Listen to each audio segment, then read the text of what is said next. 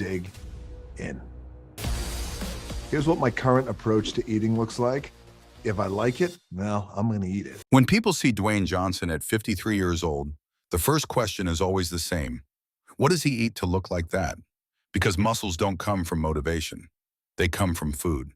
And The Rock's diet is not about trends, shortcuts, or starvation. It's about structure, discipline, and fueling performance. The Rock eats to support intense training, long workdays, and recovery. That means large meals, eaten consistently, not random snacking or skipping meals.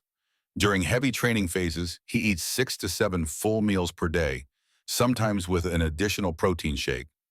Each meal follows the same basic rule: high protein, controlled carbohydrates, vegetables, and cleaned up fats.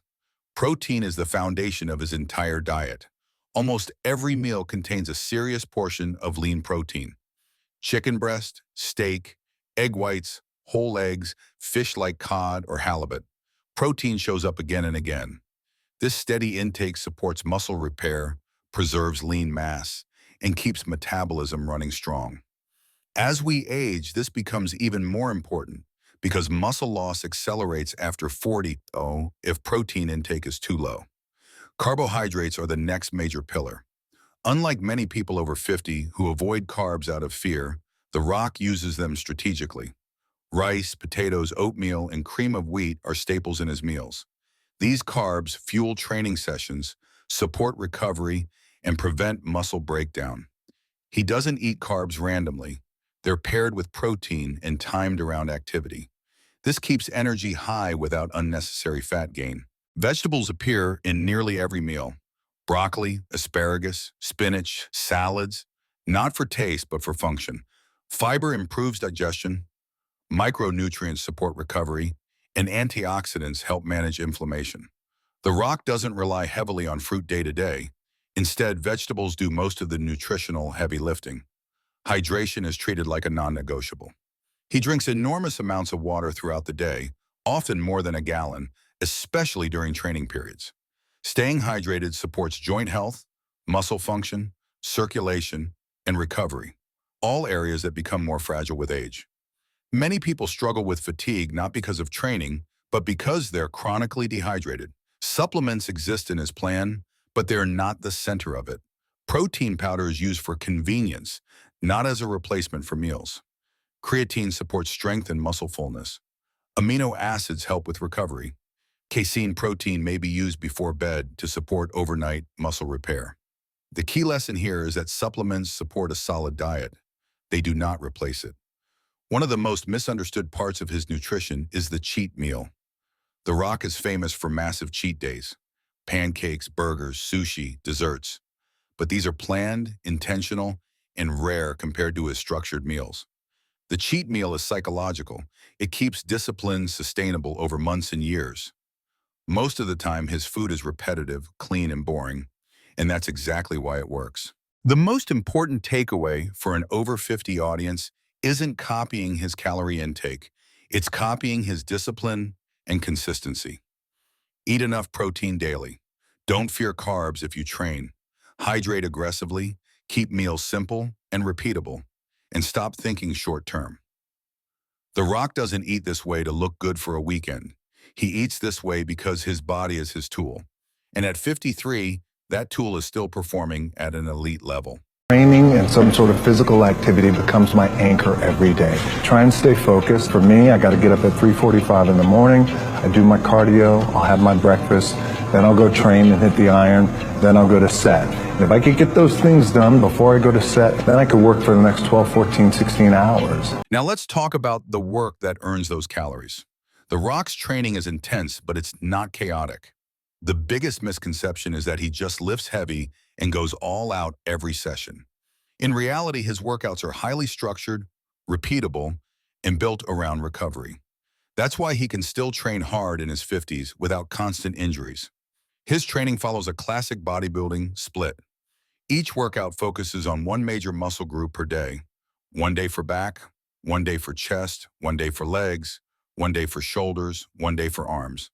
This allows maximum focus, high volume, and enough recovery time between sessions. Back workouts are long and demanding. They often start with pull-ups or pull-downs, followed by multiple rowing movements. Dumbbell rows, machine rows, cable rows, all included to hit the back from different angles. He trains for both width and thickness, finishing with movements that strengthen rear delts and traps. This approach builds a powerful, balanced upper body while protecting shoulder health. Chest training is built around presses first. Barbell bench presses, incline presses, dumbbell presses, heavy compound movements come early in the workout. These are followed by fly variations and cable work to fully fatigue the muscle. Volume is high, but form is controlled. Momentum and ego lifting are avoided, especially as joints age. Leg day is brutally effective. Squats, leg presses, lunges, hamstring curls, and stiff leg deadlifts are staples. He trains legs hard because leg strain drives overall physique, hormone response, and longevity. Strong legs also protect the knees and hips when trained correctly. Shoulder workouts focus on mass and stability. Overhead presses are paired with lateral raises, rear delt movements, and controlled upright rowing variations. This keeps shoulders round and strong without grinding the joints. Arm training is simple but intense. Curls and extensions are done with high volume, moderate weight, and constant tension. Cables, barbells, dumbbells, and bodyweight dips are used to fully exhaust the arms while minimizing joint strain. Training frequency is typically 5 to 6 days per week, with at least one full rest day. Some phases include cardio sessions added before or after lifting. Cardio isn't used just for fat loss. It supports heart health, endurance, and recovery. This is especially important as cardiovascular capacity naturally declines with age. A recovery is treated as part of the program. Sleep is prioritized. Workouts are adjusted based on how the body feels. If something hurts, it's modified, not ignored. This is one of the biggest reasons he's still training hard at 53 while others are sidelined. When preparing for demanding movie roles, his training becomes even more specific. Muscle groups are emphasized based on visual impact, posture, and movement quality. Everything has a purpose. Nothing is random. For an over 50 audience, the lesson isn't to copy the weight or volume.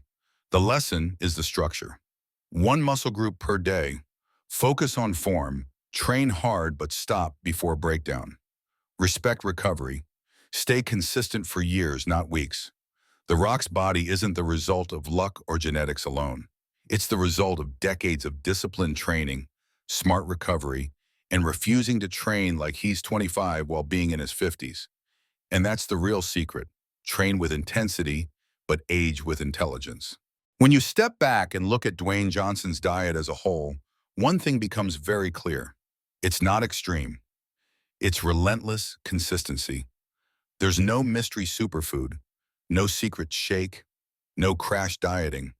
What separates him from most people isn't knowledge. It's execution, day after day, year after year. His nutrition works because it follows a simple hierarchy. Protein comes first, always. Every meal is anchored by a protein source that supports muscle repair and preserves lean mass. This is especially important after 40, when the body becomes less efficient at maintaining muscle tissue. The Rock doesn't hope he eats enough protein. He plans it, measures it, and repeats it.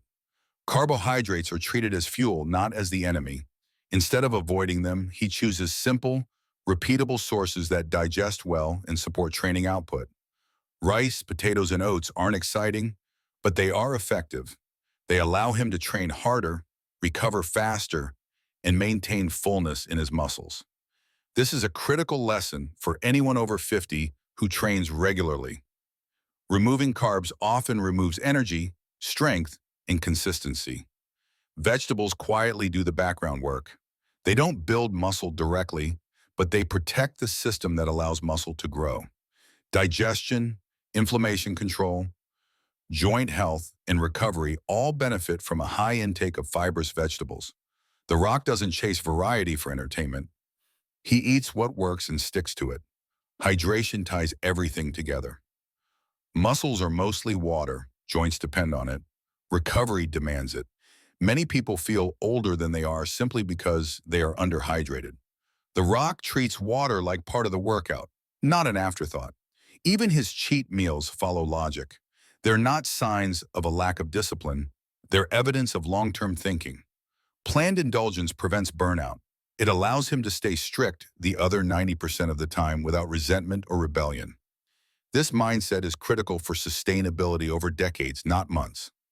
The real lesson from his diet is this: you don't need to eat perfectly, but you must eat deliberately. Consistency beats novelty.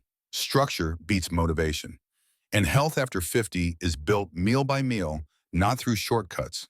The Rock's training philosophy. When people talk about The Rock's workouts, they often focus on how intense they look. But intensity is only part of the story. What really keeps him training at a high level in his 50s is organization, recovery, and respect for longevity. His workouts are not random. Each week follows a predictable structure. Each session has a clear goal. This removes decision fatigue and keeps progress measurable. When training is organized, the body adapts. When it's chaotic, the body breaks down. He prioritizes compound movements because they deliver the greatest return on investment. Squats, presses, rows, and pulls recruit more muscle, build functional strength, and support hormonal health. These movements are supported with isolation exercises that refine and protect weaker areas, especially shoulders and arms. Volume is high, but not reckless. He trains hard without pushing every set to failure. This distinction matters more with age. Progress comes from repeated, high-quality sessions, not from destroying yourself once a week. The Rock understands that the goal is to train again tomorrow, not to survive today's workout. Recovery is built into the system. Rest days are respected. Sleep is protected. Training intensity is adjusted when the body signals fatigue. This is not weakness. It is intelligence. Many people stop training in their 50s not because they can't work hard, but because they never learned when to back off. Cardio supports the whole system. Heart health, endurance, circulation, and recovery all improve with consistent cardiovascular work. The Rock doesn't see cardio as something separate from strength. It's part of staying athletic as the years add up. The most powerful takeaway from his training isn't how much weight he lifts, it's how long he's been lifting without stopping. Decades of consistency have compounded into the physique people admire today. For anyone over 50, the message is clear. Train with purpose, lift with control, recover like it matters, and stay in the game long enough for results to compound. The Rock's body at 53 isn't a miracle. It's a reflection of habits repeated thousands of times. Meals eaten when it would have been easier to skip. Workouts completed when motivation was low. Recovery respected instead of ignored. You don't need his genetics. You don't need his calorie intake. You don't need his schedule. What you need is the mindset. Train smart, eat with intention, and think long-term. That's how you stay strong, capable, and healthy, not just over 50, but for life.